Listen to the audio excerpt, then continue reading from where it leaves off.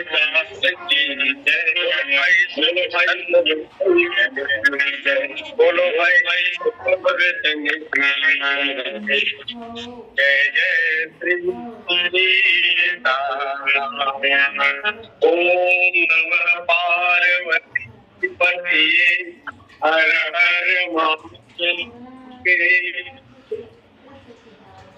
आंजनेय श्री हनुमान जी महाराज के श्री चरणों में सादर नमन के साथ भगवान श्री राघवेंद्र जगत जननी जगदम्बा की अनंत की कृपा के माध्यम से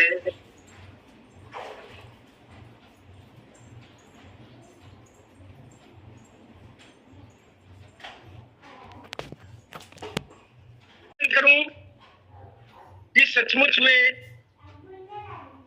राम कथा अपने आप में अद्वितीय है, अनुपम है। कई बार लाल सिंह भैया निवेदन करते हैं और मैं युद्ध देखते रहता हूँ।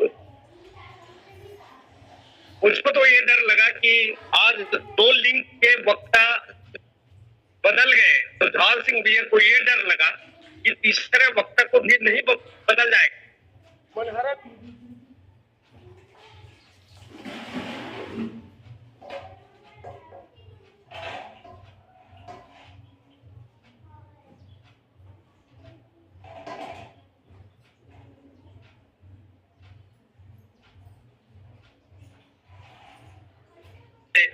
जो श्रेष्ठ और श्रद्धेय राजेंद्र शर्मा जो अपने भाषा के अद्वितीय व्याख्याकार है, ऐसे वक्ता और द्वितीय लिंग के परम श्रद्धेय विष्णुधर दीवान जी, जिनको मैं सचमुच में ऐसा लगता है कि मुझे गुरुदेव पंडित रामचंद्र जी महाराज आ गए क्या, तो वो रस और रस का उद्घाटन कर वाले दोनों वक्ताओं को मैं मन शरीर से प्रणाम करता हूँ। और सभी विज्ञजन, विद्वजन, संतजन, भक्तजन, मातृशक्ति देवियां, आप सबों के युगल चरणों में मुझ अकिंचन का प्रणाम स्वीकार करें। आइए मध्य अनुसार राम गुण गाऊं, क्योंकि मानस गोष्ठी का एक विशेषता ये है कि कोई श्रोता नहीं, सभी वक्ता है, वही बाद में श्रोता बन जाता है। इसलिए मैं निवेदन करता हूं कि ऐसे समूह में बैठ करके राम कथा, ऑफलाइन की राम कथा अलग है और ऑनलाइन की कथा में इतना एकाग्र होना पड़ता है। श्रोता तो एकाग्र होते ही है, वक्ता को और भी ज्यादा सावधानी। और इसलिए मैं निवेदन करूं, जिनकी भी इस समूह में स्नेह, सहयोग, सहभागिता हो, उन सबके प्रति हृदय से आभार। लाल सिंह भैया को विशेष रूप से साधुवाद, यशस्वी जीवन की मंगल कामना करता हूँ। आइएगा, बड़े अंतराल के बाद मैं आपके बीच में बैठ करके क्या कह पाऊं मेरे लिए। कह रघुपति के चरित अपारा, कहमति मोर निरत संसारा। राम अनंत अनंत गुण, अमित कथा विस्तार। दुनिया चरज ही न पानहि, इनके विमल विचार। आइएगा, उत्तरकांड का पावन सा प्रसंग है और जिस पंक्ति को मैं सहज रूप में उपाध्याय महाराज जी ने बोले कि किस प्रसंग पे बोलोगे, तो मैं रास्ते में था, मैं बोला दोहा क्रमांक 25 में। क्या लिखा हुआ 25 में मुझको याद नहीं था, पर रास्ते में था मैं। और आइएगा, ये उत्तरकांड का जो प्रसंग है, इसमें मानो को स्वामी जी महाराज कहते हैं कि 6 कांड का सारांश है। ये 6 कांड का सारांश का उत्तरकांड का प्रसंग है। और उत्तरकांड की एक विशेषता, और ये आखिर इस कांड को उत्तरकांड कहने के पीछे भावना क्या है, तो बोले कि गरुड़ जी ने जब 7 प्रश्न किया तो कहा भुष्टुन जी ने 7 प्रश्न का उत्तर दिया, इसलिए इस कांड का नाम उत्तरकांड। और भी उत्तरकांड की विशेषता को विद्वजनों ने ये कहा, विद्वानों ने, कि जहां समस्या का समाधान हो वही उत्तरकांड है।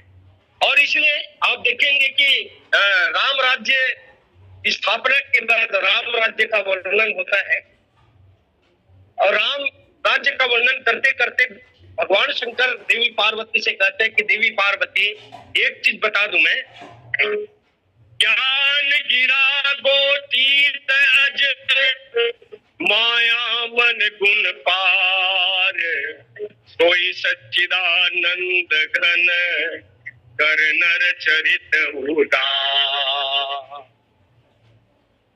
सियावर रामचंद्र। आदरणीय संत समाज, प्रस्तुत दोहे को मैं आधार मान करके इस पर चर्चा करूं तो ये ऐसा लगता है कि एकदम से राम राज्य का वर्णन करते करते भगवान शंकर देवी पार्वती को कहते कि नहीं नहीं देवी, श्री राघवेंद्र जो है वो सगुण साकार लीला कर रहे। वस्तुतः वे कैसे है, तो इस धरती में आकर के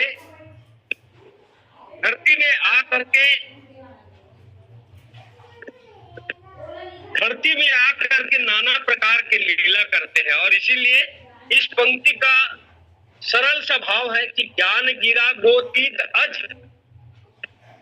तो ये तो निर्गुण ब्रह्म के लक्षण है, निराकार ब्रह्म के लक्षण दिखाई देता है इस पंक्ति में, क्योंकि ज्ञान गिरा बौद्धिक ज्ञान, और गिरा यानी वाणी, उसके बाद गोतीत इंद्रियों से परे हुए, फिर बोले कि वो अजन्मा है, और माया मन गुण पार,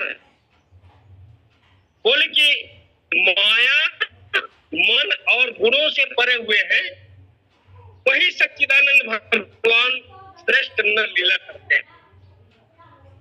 और श्रेष्ठ लीला करते हुए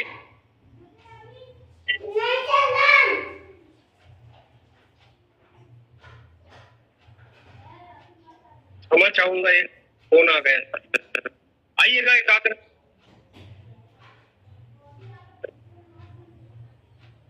बार बार फोन आ रहा है, आइएगा, मैं अपनी बातें रखूं।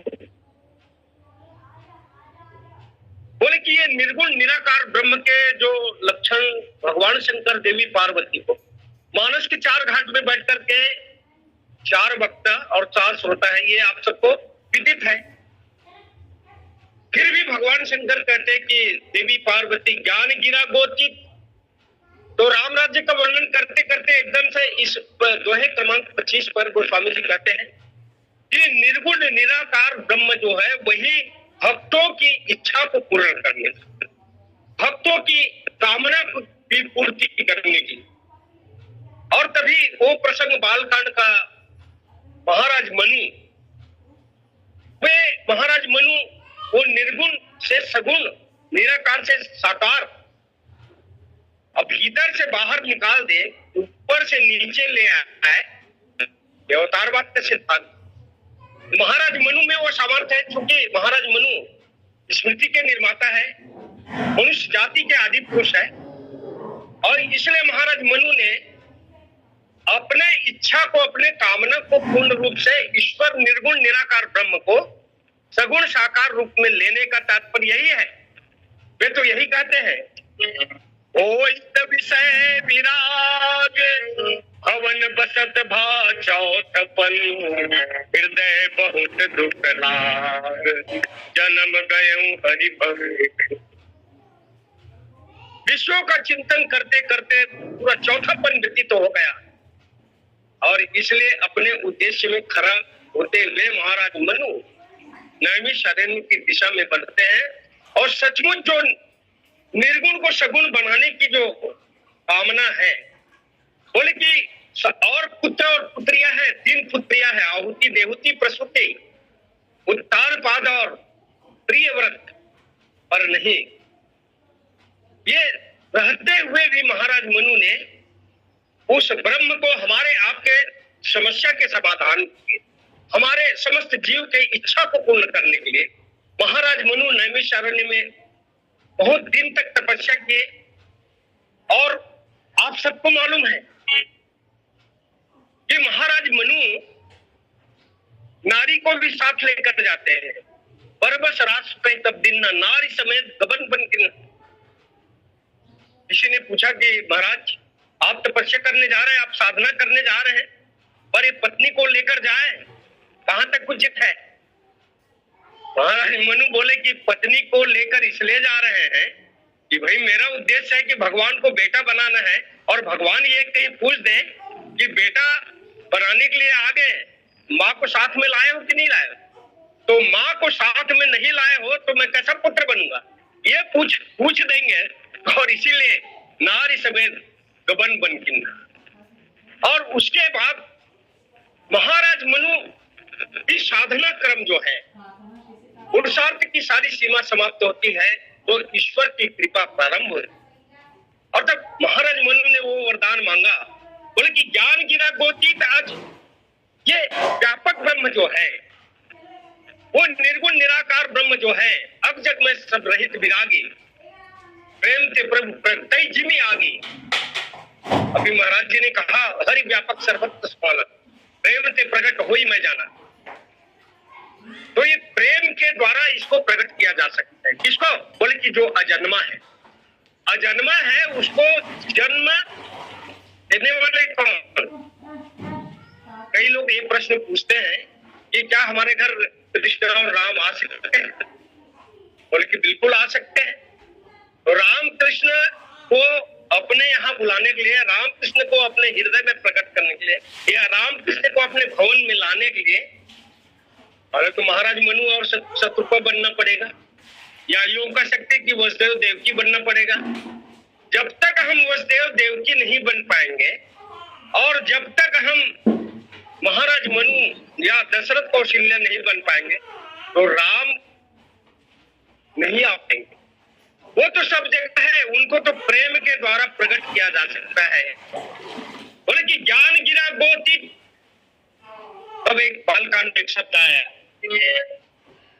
बोले कि इसको कैसे जाना जा सकता है? अरे इसको कहाँ जाना जा सकता है? कैसे? राम अतर्क बुद्धिमन बानी, मन समेत जय जाइन बा। राम अतर्क बुद्धिमन बानी, राम को मन से बुद्धि से परे हुए हैं, वो उनको नहीं जाना जा सकता। मन समेत जय जाय न बानी। और इसलिए बौद्धिक ज्ञान के द्वारा कोई ज्ञानी व्यक्ति होगा, वो ज्ञान के द्वारा जानना चाहता होगा, नहीं जान पाएगा उसको। जितना भी बड़े ज्ञानी हो, वो ईश्वर को नहीं समझ पाएगा। उस ज्ञानी के लिए ज्ञानी तो है, पर ज्ञानी होने के नाते उनको प्रेम भाव में लाना होगा। प्रेम के द्वारा प्रकट किया जा सकता है। ज्ञानी बनने से कोई काम चलने वाला नहीं है, क्योंकि वो ज्ञान से परे है। और ज्ञान से जब परे है तो ज्ञानी व्यक्ति जो है वो भगवान को निर्गुण से सगुण बनाएगा, तो उसके लिए प्रेम की आवश्यकता। और इसीलिए तो भक्तों ने कहा कि जब मैं था तब हरि नहीं, हरि है तब मैं नाई, प्रेम गलिए साकरी जामे दोनों समाय। तो ऐसे बौद्धिक ज्ञान के लिए वो वाणी से परे हुए, वाणी से तो परे हुए, इनको बड़े बड़े लोग नहीं समझ पाते। मैं कोशिश ये करूंगा कि चारों जो चरण है वो पूर्ण होने की कोशिश करूंगा, क्योंकि विस्तार देने की क्षमता मुझमें नहीं है। पर देवियों सज्जनों पर इतना बात जरूर है कि एक एक वाक्य वाणी मन वचन कर्म से भरे हुए है। और ये बार बार कहा गया है, व्यापक ब्रह्म निरंजन निर्गुण विगत विनोद, सो अज प्रेम भक्ति बस औषधि के गोद।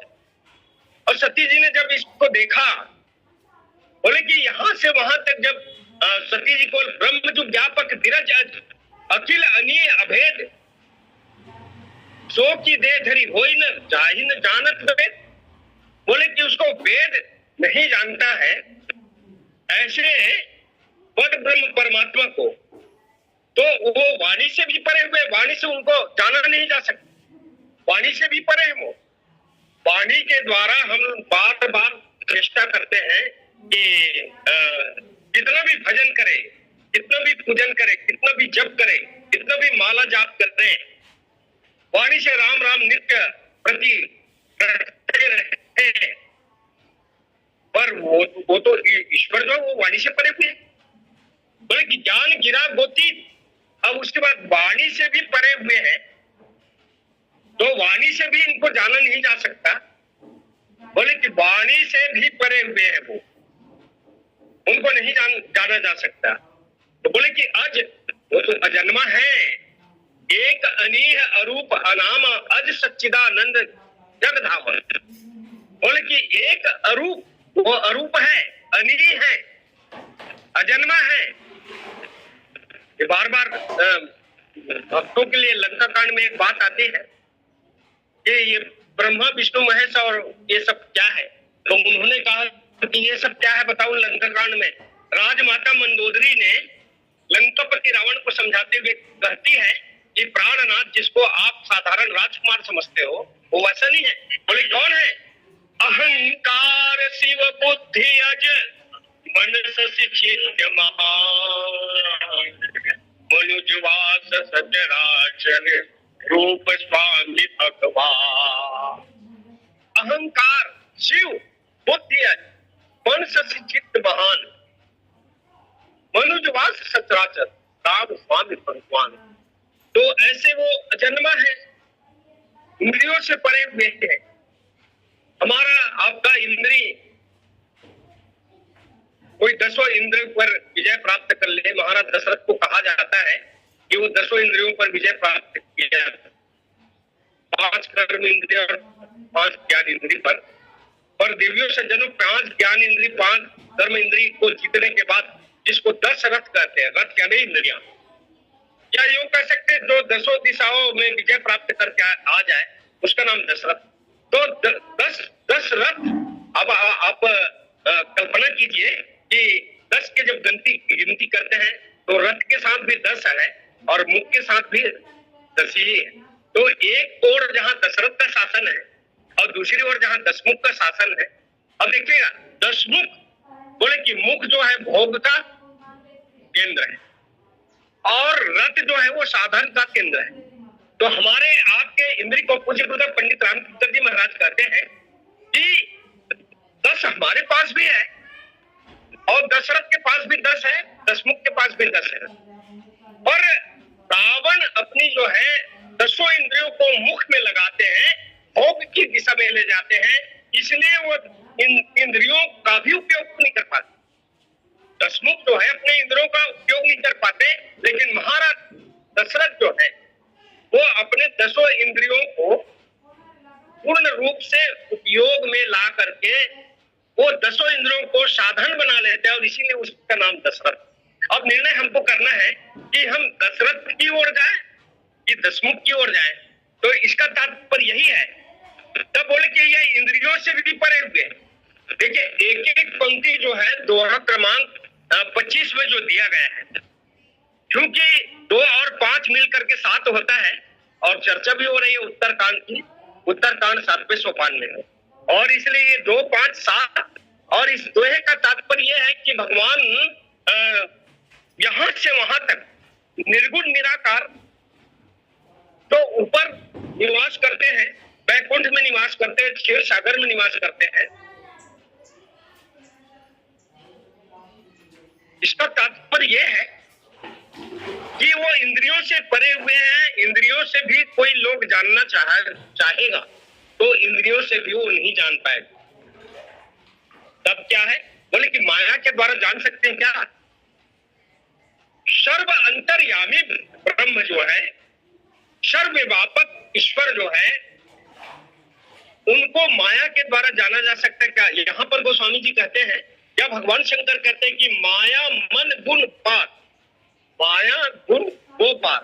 बोले कि माया से भी परे हुए हैं, जो माया से परे हुए। एक नम्र निवेदन करूं कि मायापति भगवान है, उसको कोई माया बाधित नहीं कर सकता। मायापति भगवान को कोई माया बाधित नहीं कर सकता। राजेश्वर जी महाराज का एक शायर मुझे याद आता है। सुबह चले थे किस पड़ाव से, सुबह चले थे किस पड़ाव से, चलते चलते शाम हो गई, माया के बस्ती में बसकर ये आत्मा बदनाम हो गई। अपना खून पसीना देखकर सपनों का संसार बनाया, माटी के घर में गढ़ा हुआ परिवार बसाया, और लोग जिसे कहते हैं माया, अंत में क्यों पछताया। यही तो माया। जब लक्ष्मण जी महाराज ने अरण्य कांड में भगवान राम से ये प्रश्न किया, और उनका प्रश्न 5 प्रश्न है, आप सभी विद्वज्जन विराजमान है, और आपके सामने सूर्य को दीपक दिखाने की तरह है मुझे अकिंचन के द्वारा। बोले कि कहो ज्ञान विराग अरु माया। लक्ष्मण जी ने क्या कहा? कहूँ ज्ञान विराग अरु माया, कहूँ सुकरऊं भगति जहि जाया। ईश्वर अंश ईश्वर जीव भेद प्रभु, सकल कहो समुदाय। जाते होई चरण रति, शोक मोह भ्रम जाय। कहूँ ज्ञान विराग अरु माया, लक्ष्मण जी का प्रश्न तीसरे नंबर। माया को जानना चाहते हैं। अब ये प्रश्न ये है कि माया को लक्ष्मण जी महाराज जानना क्यों चाहते? क्योंकि माया के वशीभूत तो समस्त जीव है। ये माया के द्वारा ही नाच रहे।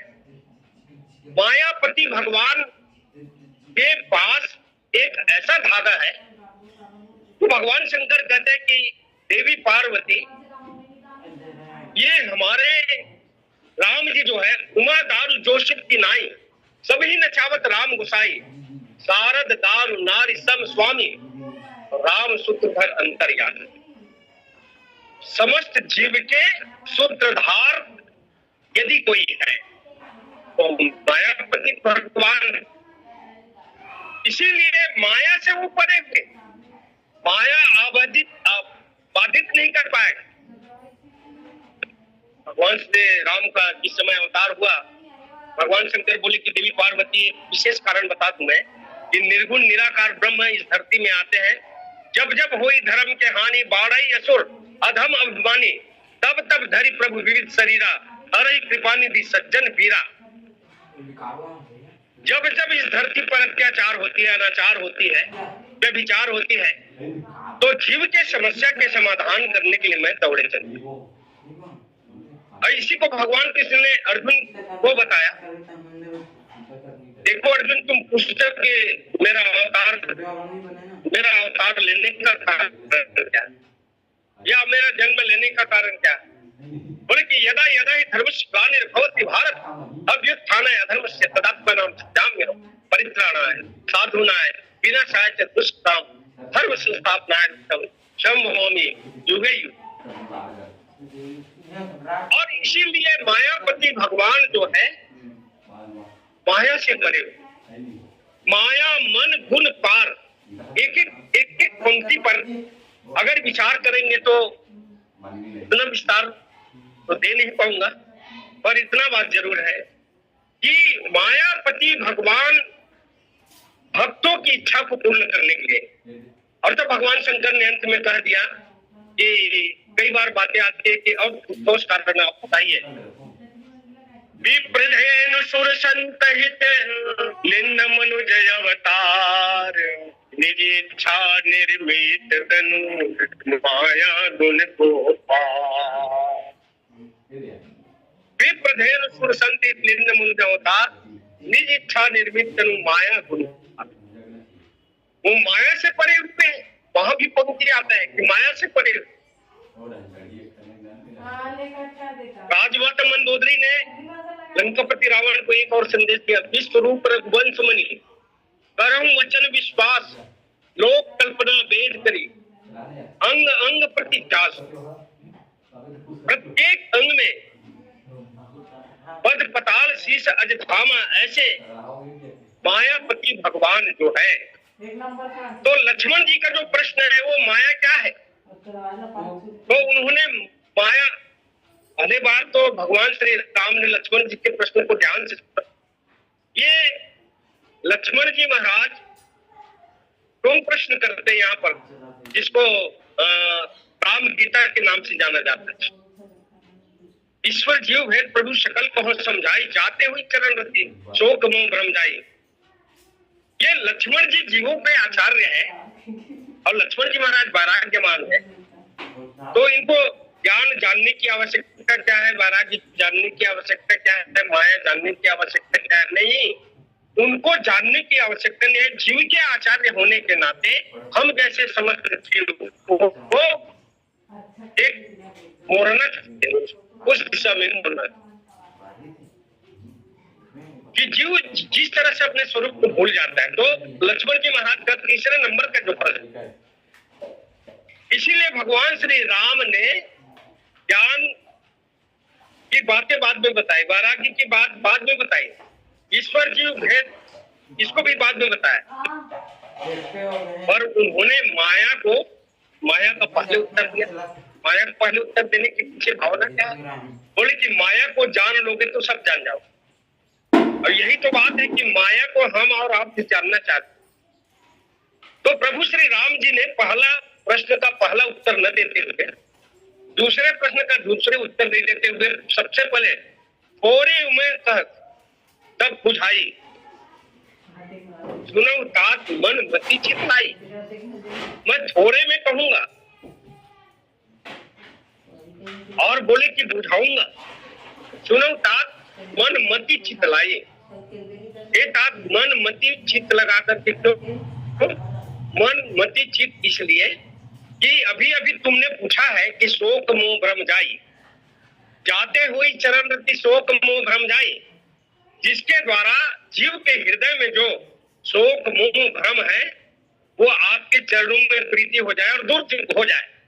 और इसलिए श्री राघवेंद्र ने कहा कि अगर शोक मोह भ्रम दूर हो जाए तो शोक मोह भ्रम दूर होने का एक ही उपाय है कि हम और आप जब कथा सुनते हैं, जो कि श्रीमद् रामचरितमानस एक ऐसा ग्रंथ है जो समाज के लिए, व्यक्ति के लिए, परिवार के लिए समान रूप से कल्याणकारी के साथ साथ अत्यंत हितकारी। तो लक्ष्मण जी ने जब कहा कि शोक मोह भ्रम जाए, तो मन में शोक होता है, बुद्धि में भ्रम होता है और चित्त में मोह होता है। तो मोह मन बोले कि शोक मोह भ्रम जाई को दूर करने का एक माध्यम है मन बुद्धि। मन के द्वारा शोक दूर होगा, बुद्धि के द्वारा भ्रम दूर होगा और चित्त के द्वारा मोह दूर होगा। और इसीलिए भगवान श्री राम ने कहा कि सुनो तात मन मति चितलाई। अब उन्होंने कहा कि ये भगवान श्री राम जो है ये माया से परे हुए हैं। यहाँ पर गोस्वामी जी कहते हैं कि माया मन गुण पार, माया से परे हुए हैं, माया के द्वारा उसको जाना नहीं जा सकता। अरे जीव के हृदय में तो माया ही होता है, माया का साम्राज्य होता है। ये माया क्या है भैया? तो सभी विद्वानों ने एक स्वर में कहा, सभी वक्ता ने एक स्वर में कहा, सभी कथावाचक ने एक स्वर में कहा,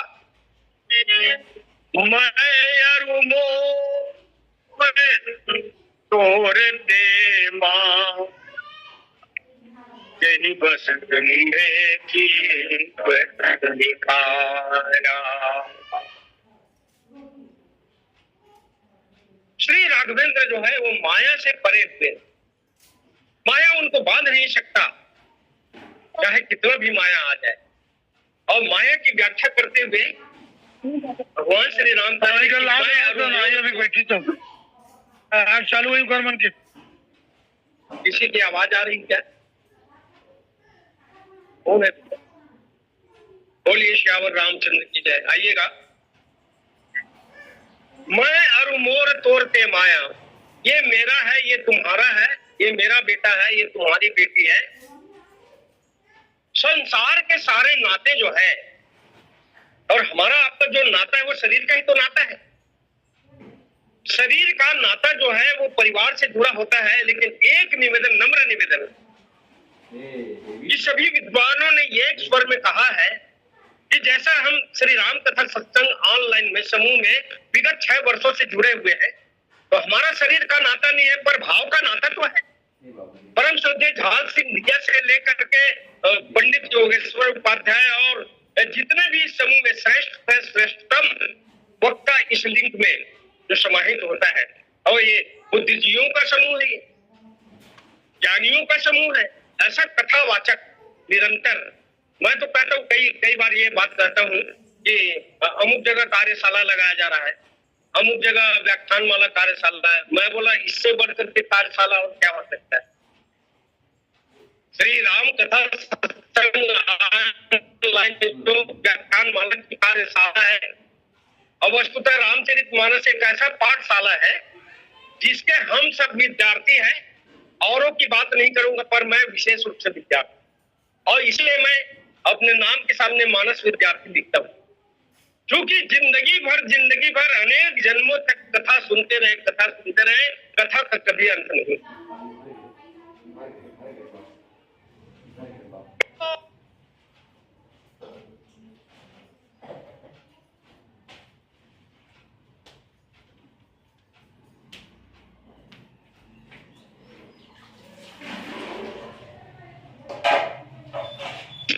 में जीव, अच्छा ये जीव उसके वशीभूत क्यों होता है?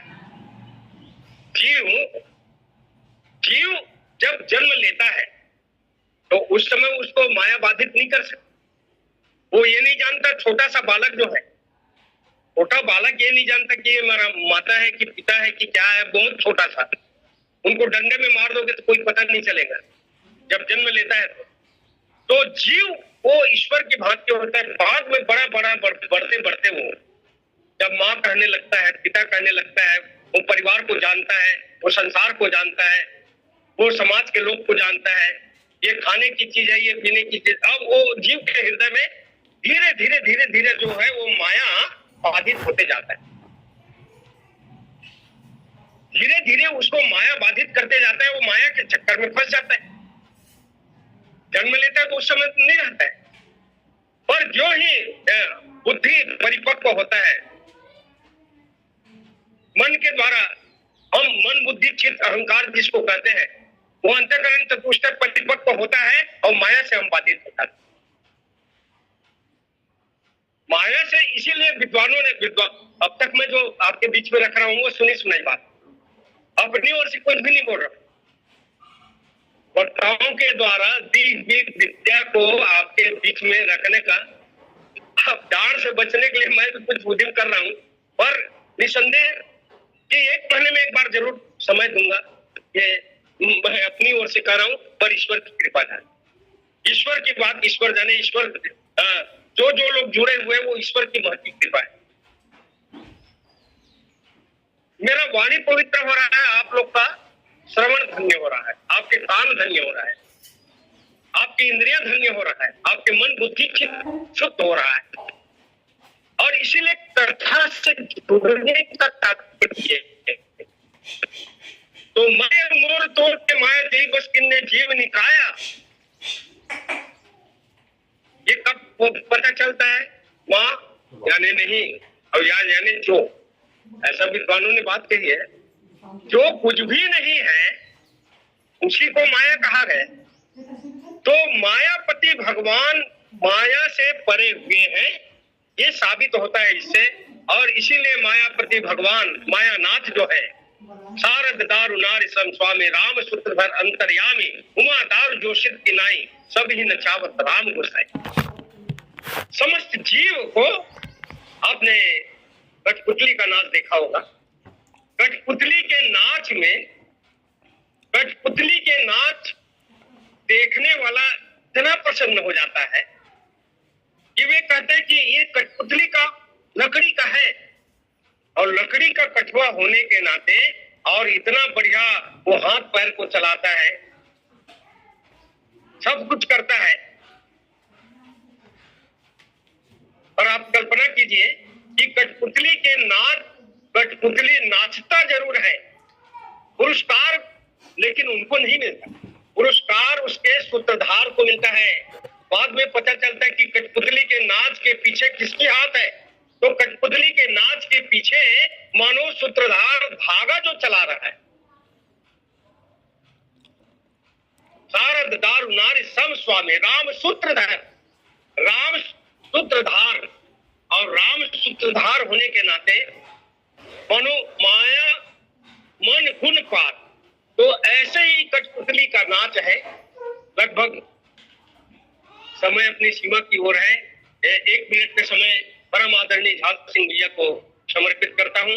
श्यावर रामचंद्र की जय, उमापति महादेव की जय। लीजिए भैया। बोले श्यावर रामचंद्र भगवान की जय। बहुत बहुत धन्यवाद दिए थी। बहुत अच्छी कथा, सुंदर कथा आपके द्वारा कही जा रही थी।